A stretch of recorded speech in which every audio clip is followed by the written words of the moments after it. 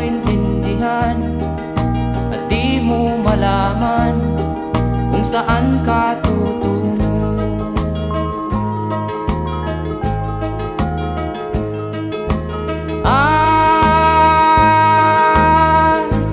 Kung nakamit mo na ang pangarap,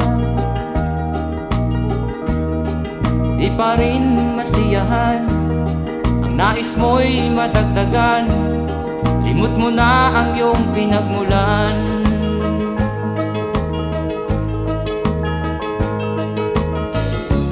Bakit nga ba ganito? Ang tao'y walang kasiyahan.